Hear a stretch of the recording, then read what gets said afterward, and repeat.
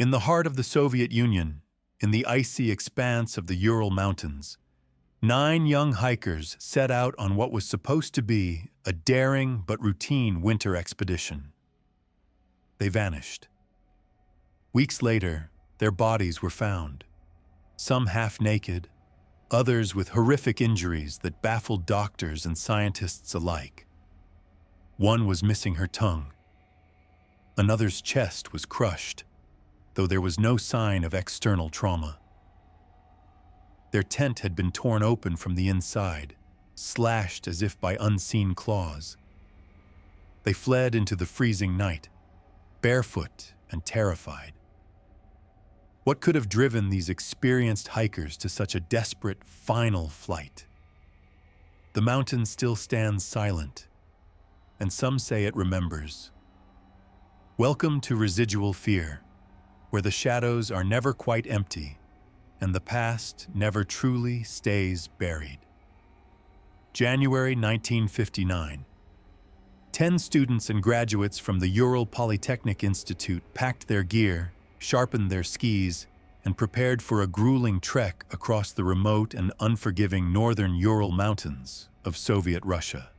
Led by Igor Dyatlov, a determined and capable 23-year-old, the group was an eclectic mix of athletes, engineers, and seasoned outdoor enthusiasts. They knew the risks. The Urals in winter were brutal. Temperatures regularly plunged to -30 degrees Celsius or colder. Snowstorms could erupt without warning, swallowing the landscape in a blizzard. Yet the allure of the challenge, the pristine wilderness and the camaraderie, pulled them onward.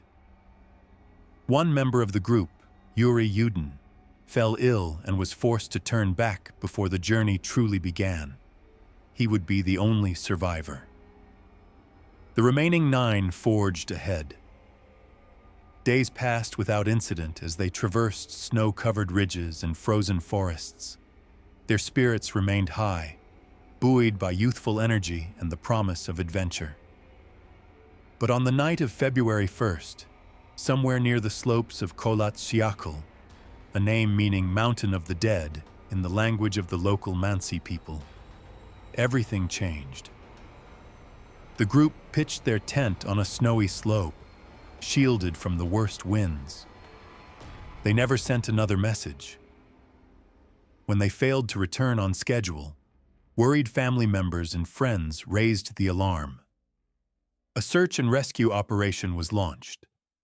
What the searchers found would become one of the most chilling and perplexing mysteries of the 20th century. The first sign that something was horribly wrong was the hiker's tent. It was found cut open from the inside, not carefully unzipped, but slashed in a frenzy, as if the occupants had clawed their way out in terror. Inside lay their abandoned belongings, shoes, and warm clothes, items they would have desperately needed in the bitter cold outside. But the hikers themselves were gone. Tracks in the snow showed that they had fled barefoot and inadequately dressed, some in only their underwear, into the freezing darkness. Why would anyone do that? 2 bodies were discovered near a dying fire beneath a lone tree, just a few hundred yards from the tent. Their hands were badly burned, signs they had tried to warm themselves by fire before succumbing to the cold. 3 more were found between the tree and the tent, as if attempting to return to safety, dragging themselves slowly through the snow. Weeks later, the remaining 4 were found deep in a ravine, buried beneath several feet of snow. The injuries sustained by these last 4 were staggering. One young woman, Lyudmila Dubinina, was found with her tongue and eyes missing, and her chest crushed from the inside, as if by immense pressure, but without any external wounds. Another had a massive skull fracture. 2 others' clothes showed traces of radiation. The official medical reports were baffling. No clear cause of death, no signs of struggle, only deep fear frozen on their faces. Theories of an avalanche, hypothermia, or animal attack seemed inadequate. What could cause such trauma, such inexplicable injuries? How could 9 trained hikers, familiar with the dangers of winter wilderness, be driven to flee their tent into a frozen nightmare, only to die in such horrifying conditions? And what of the radiation? Official investigators were silent. The Soviet government quickly classified the files.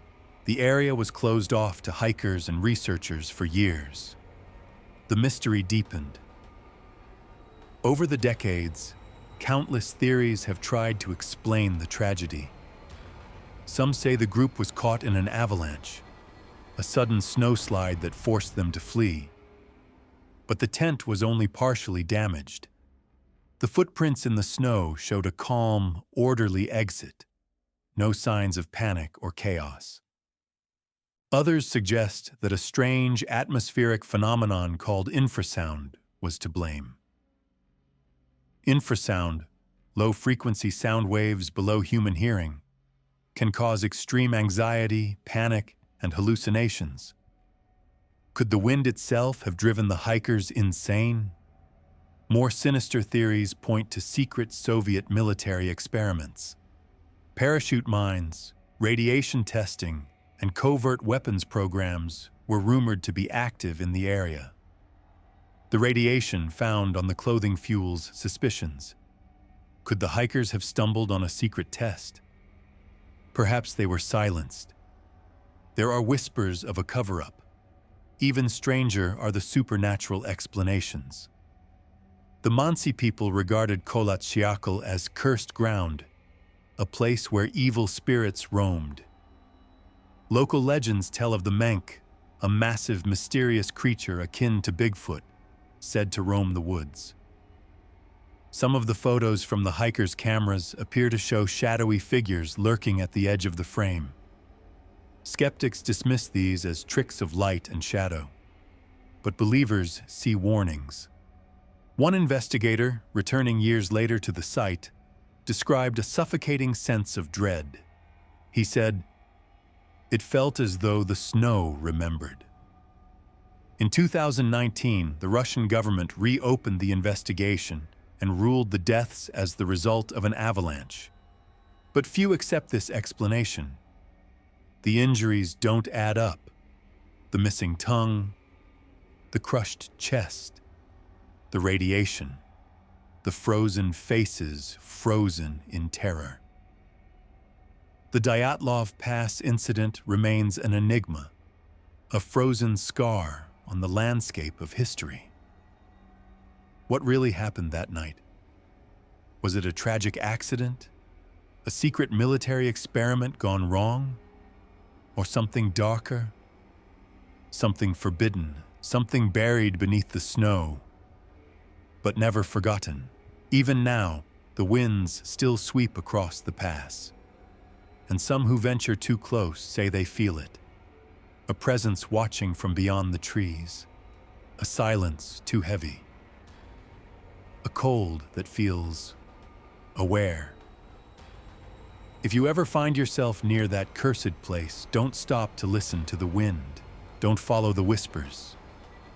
Because some mysteries were never meant to be solved, and some truths were buried for a reason.